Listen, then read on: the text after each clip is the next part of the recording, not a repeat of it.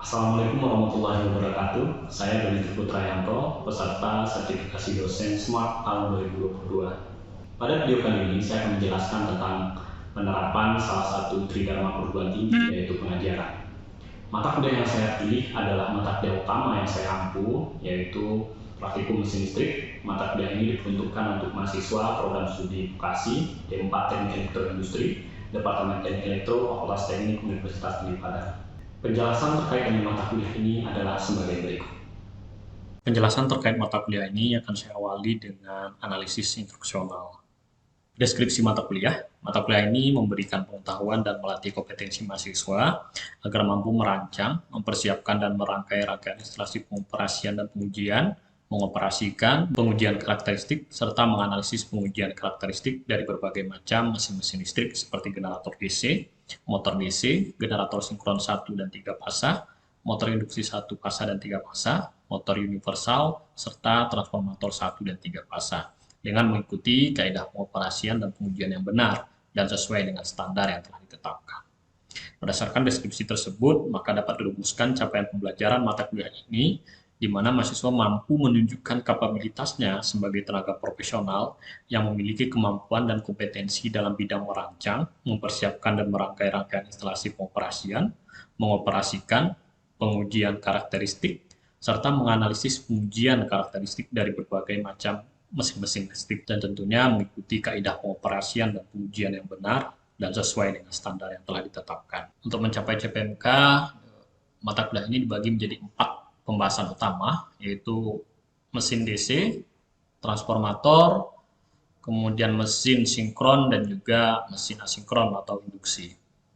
Dibagi menjadi 16 kali pertemuan, di mana pertemuan pertama itu adalah perkenalan terkait dengan alat dan bahan yang akan digunakan, serta kesehatan dan keselamatan kerja atau K3 di laboratorium.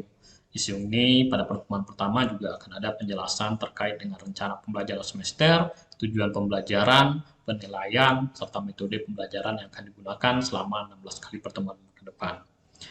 Kemudian dari minggu kedua hingga minggu kelima itu adalah pengujian karakteristik mesin DC, diawali dengan generator DC, di mana ada generator DC yang penguat terpisah dan generator DC penguat sendiri, diambil salah satu contohnya yaitu generator DC Sun. Selanjutnya untuk pertemuan 4 dan 5 dilanjutkan dengan karakteristik motor DC, juga sama, ada penguat terpisah dan ada penguatan sendiri.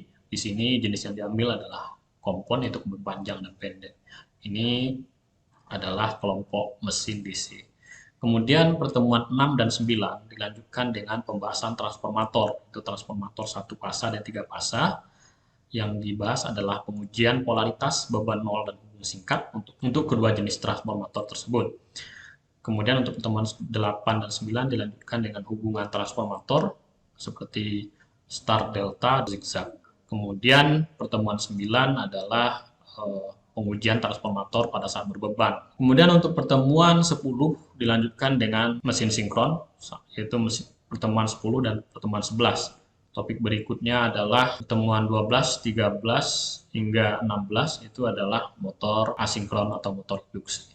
Untuk RPS, saya ditunjuk oleh Ketua Program Studi sebagai dosen penanggung jawab pengembang perangkat pembelajaran. Capaian pembelajaran lulusan program studi ada 2, yaitu sikap dan keterampilan khusus. Untuk referensi yang digunakan ada referensi utama dan referensi pendukung. Referensi utama yang pertama adalah job sheet praktikum mesin listrik yang disusun oleh tim labor konversi energi listrik. Referensi utama yang kedua adalah bahan ajar yang saya kembangkan bersama salah satu dosen sejawat, yaitu Pak Aswardi, mesin arus searah yang telah diterbitkan oleh IRDH Book Publisher di Malang. Ini sudah kami gunakan semenjak tahun 2019 hingga sekarang. Media pembelajaran digunakan terdiri software dan hardware. Software adalah aplikasi PSIM dan MATLAB, kemudian hardware tentu adalah alat dan bahan yang digunakan di labor konversi energi listrik. Untuk penilaian, ada ujian akhir semester, penilaian kinerja praktek, laporan, dan tugas. Mata kuliah syarat ada mesin-mesin listrik teori, rangkaian listrik teori, dan praktek rangkaian listrik. Untuk materi pembelajaran, ini sudah dibahas seperti analisis instruksional tadi, disusun mulai secara garis besar ada 4, yaitu ada mesin DC, kemudian transformator, kemudian mesin sinkron, dan juga mesin asinkron. Metode dan strategi pembelajaran yang digunakan pada mata kuliah ini, karena mata kuliah ini adalah mata kuliah praktek, maka metode yang digunakan yang pertama adalah presentasi. Presentasi ini terkait dengan penjelasan teori singkat sebelum melaksanakan praktek. Sedangkan pada saat pelaksanaan praktek menggunakan team-based project, setiap pertemuan ada mini project dan pada akhir semester ada project besar. Untuk presentasi penilaian, komponen penilaian ada ujian akhir semester itu 35%, kinerja pelaksanaan praktek 35%, laporan dan tugas 20%, kehadiran 10%, total adalah 100%. Kemudian untuk penilaian selama praktikum menggunakan rubrik penilaian kinerja. Rubrik ini akan diisi oleh dosen selama praktikum berlangsung untuk melihat dan memperhatikan masing-masing mahasiswa yang sedang melaksanakan praktikum. Selain rubrik kinerja, ada juga rubrik penilaian sikap. Nah, ini penilaian sikap dinilai sama halnya dengan rubrik penilaian kinerja, juga dinilai oleh dosen selama kegiatan praktikum berlangsung. Baiklah, itu penjelasan terkait dengan mata kuliah ini. Untuk video pelaksana pembelajaran dapat disaksikan pada video berikut. Terima kasih. Bismillahirrahmanirrahim. Assalamualaikum warahmatullahi wabarakatuh. Waalaikumsalam warahmatullahi wabarakatuh. Pertama, puji syukur kita kepada Allah Subhanahu wa Ta'ala. Kemudian salawat dan salam tidak lupa bagi junjungan kita Nabi Muhammad sallallahu alaihi wasallam. Allahumma shalli ala Muhammad dan dalam sekolah kemudian. Hari ini kita pertemuan kedua setelah minggu kemarin kita membahas mengenai tafsir, kemudian ketiga dan juga sedikit dijawab mengenai generator. Karena topik pertama kita membahas mengenai generator itu di pertemuan pertama kemarin. Jadi hari ini kita masuk kepada pertemuan kedua. Oke, baik, sebelum mengawali kuliah kita hari ini, ada baiknya kita memulai dengan berdoa menurut agama dan kepercayaan masing-masing. Berdoa menurut agama dan kepercayaan masing-masing dimulai.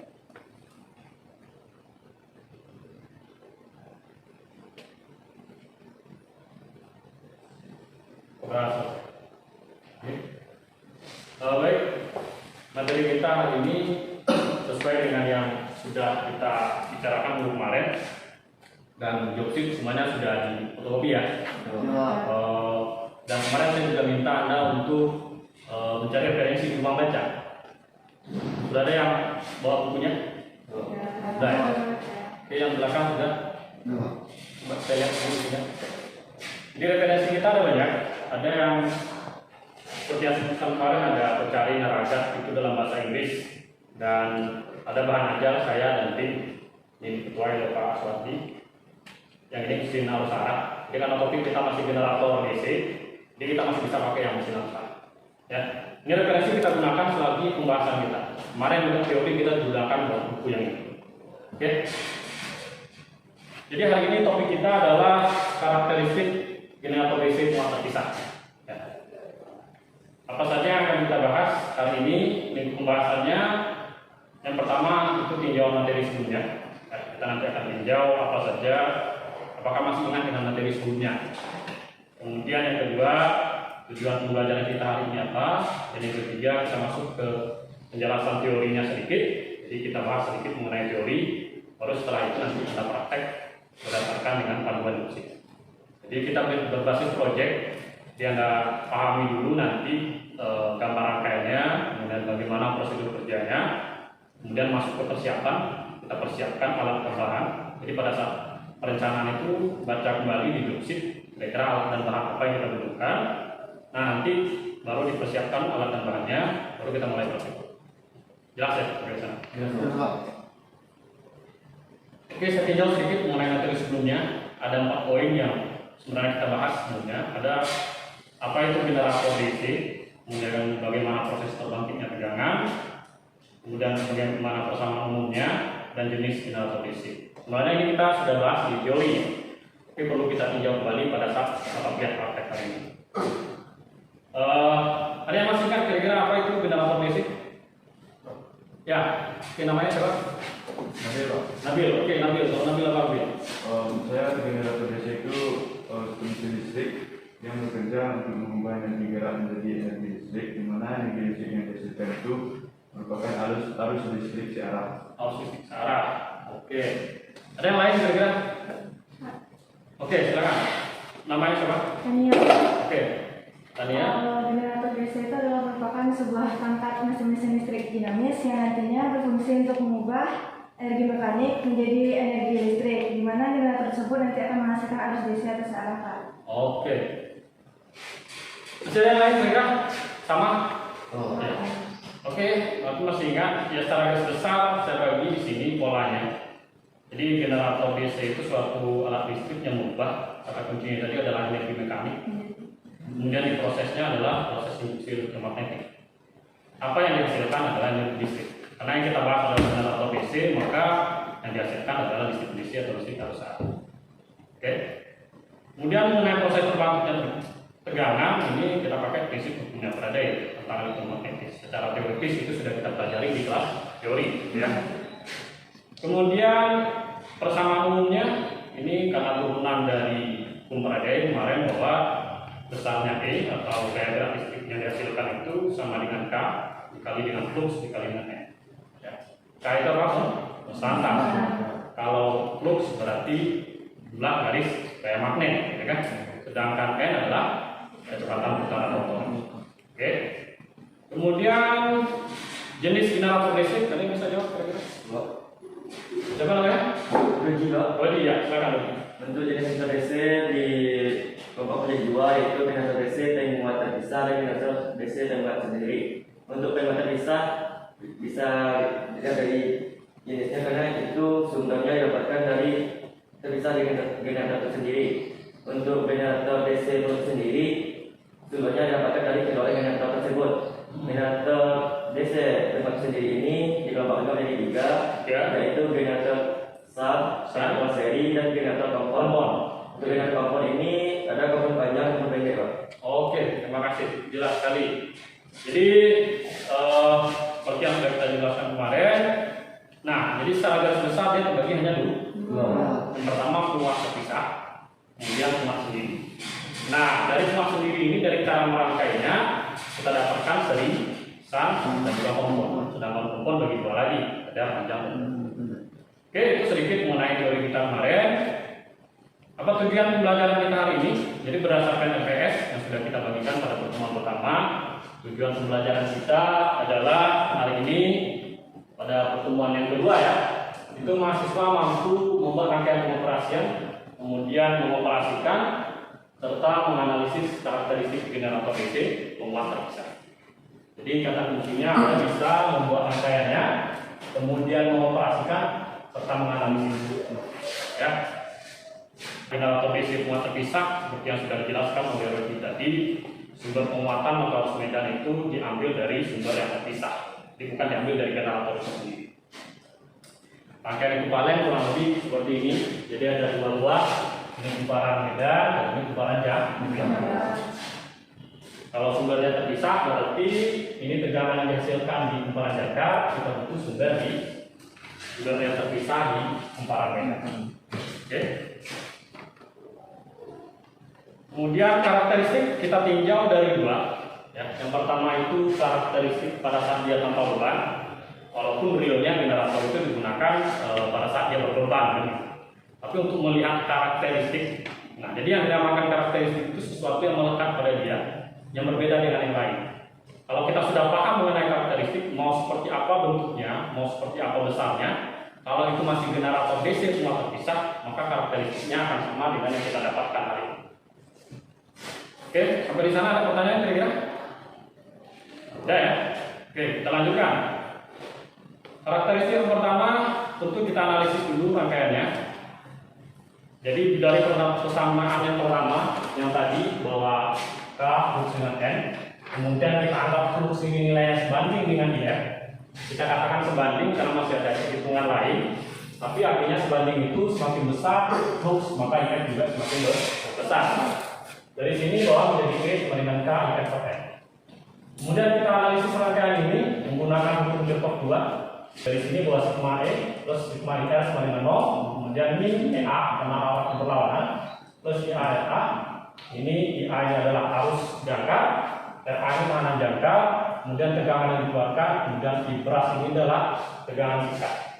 Tapi tegangan sikat ini rugi-rugi yang ada di sikat ini besarnya cukup kecil.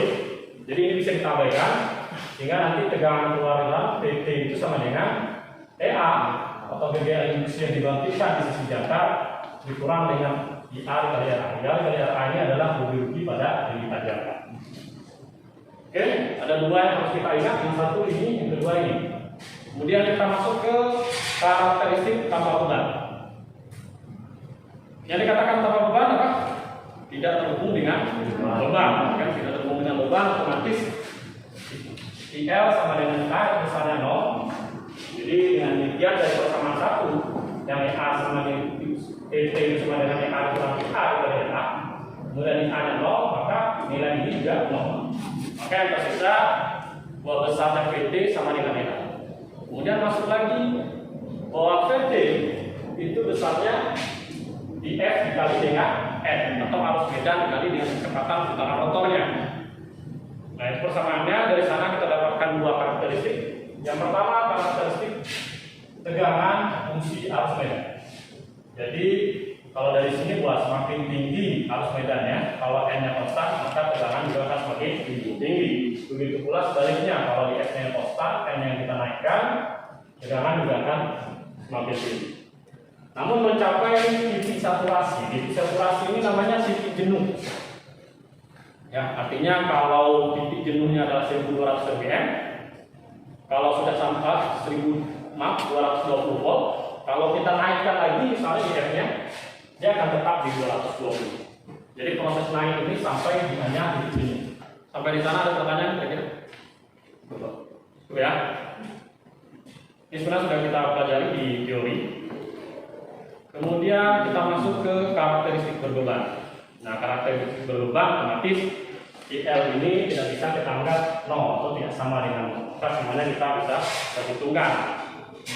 Dengan demikian maka dari persamaan 1 juga kita dapatkan bahwa BT ini sama dengan EA dikurangi A. Karena IA-nya tidak lagi 0, maka ini harus kita perhitungkan.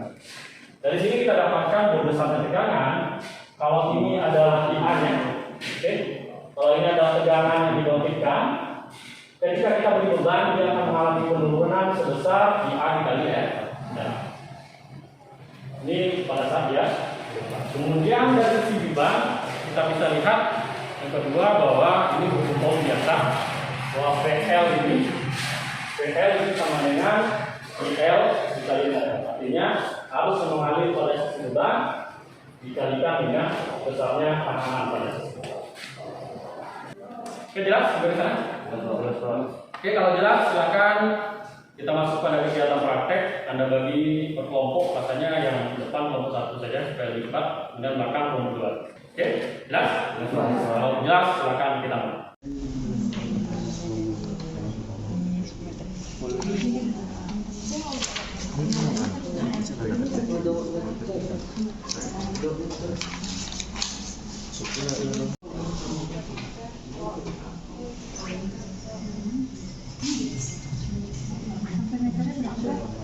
Terus 1, 2.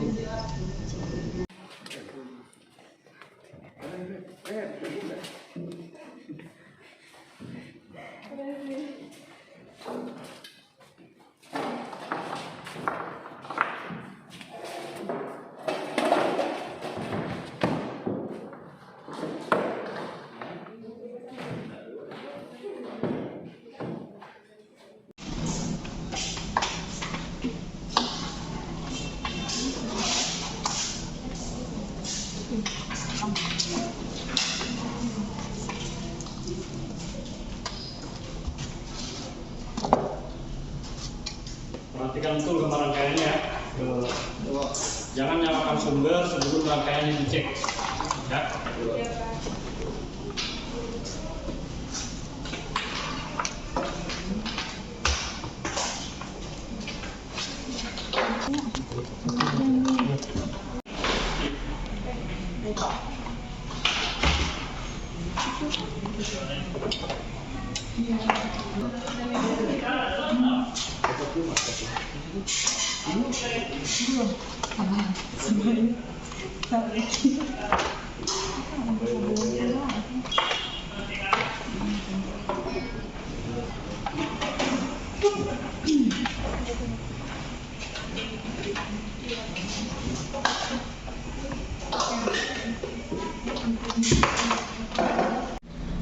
Oke, berarti rangkaian sudah selesai ya.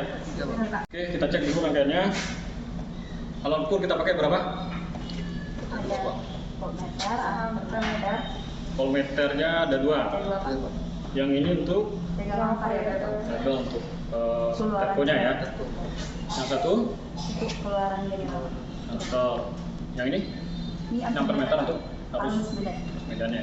Yang itu untuk Arus bebas. dan ini deh. Ini posisinya untuk saklar.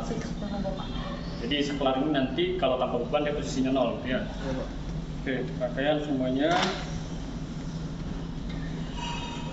Yang sana bisa dicek satu orang, coba cek dulu. A1, A2 terhubung semua ya. 1, 2. Terhubung Pak. Oke. Nah sekarang sudah dibagi tugasnya, seperti saja nanti. Ini untuk menyalakan apa? Powerpack siapa? Oke, baca. Yang kita butuhkan berarti kan ini yang pertama, tabel pertama kita adalah arus medan yang kita naikkan, kecepatannya konstan berarti. Arus medan yang kita naikkan. Yang baca tegangan siapa tadi? Tania. Oke, jadi Fitri yang atur arus medan di sana. Oke ya. Udah? Udah bisa kita mulai? Ya, silakan coba.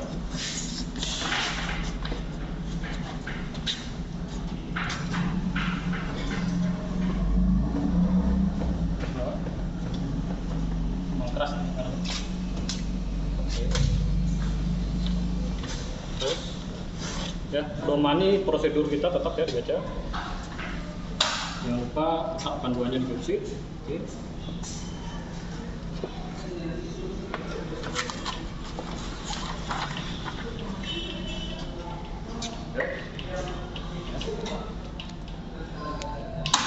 Ya. Terus, ini tadi berapa maksimumnya? 1.400. Cek lagi. 1.400. Kemudian ini jangan lupa. Sudah ada dua ya.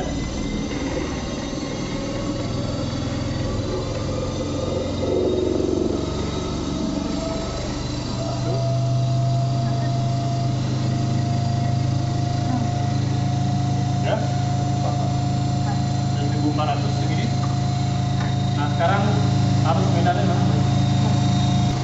Oke, silakan dilanjutkan untuk yang sesuai dengan tabel ya. Kenaikan sampai 0,5, nanti diturunkan lagi, oke?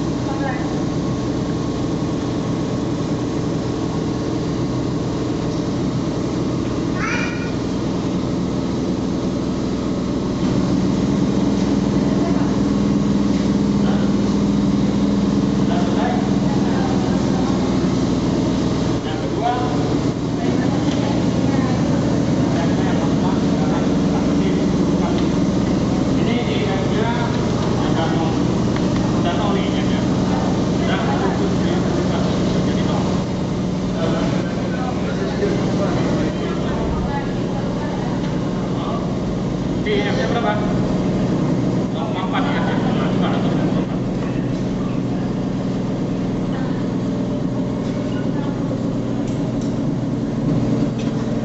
Nah, terus? Nah, N-nya yang dinaikkan. N berarti ini dia. Iya, Pak. 100 dulu. Coba aja sampai 100 ya. Coba 100.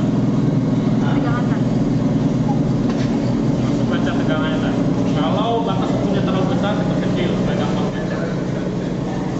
Telah melakukan praktikum tadi, jadi sudah kelihatan apa yang akan didapatkan dari hasil praktikum tadi. Kita masuk pada kesimpulan berdasarkan data-data Anda. Ada yang bisa menyimpulkan mungkin dari kelompok 1 dan juga kelompok 2 menyimpulkan apa saja yang didapatkan berdasarkan praktikum tadi. Ini dari kelompok 1 dulu ya. Ya, siapa namanya? Desti, ini ketua kelompok tadi. Oke, silakan Desti. Berdasarkan data hasil praktikum kami tadi, Pak, kami dapat menarik kesimpulan bahwasanya jika arus medan kami naikkan, maka tegangan pun ikut naik. Begitupun dengan kecepatan putaran motor, Pak. Jika dia dinaikkan, tegangan ikut naik. Namun pada generator DC pemuatan pisah yang berbeban, jika bebannya bertambah, maka tegangannya turun. Hal ini sesuai dengan teori tentang karakteristik generator DC pemuatan pisah yang setelah kita pelajari tadi, Pak. Oke. Gimana dengan terima kasih siapa tadi siapa? Desti. Yang kelompok 2 siapa kelompok 2 ketuanya? Oke, jadi silakan itu.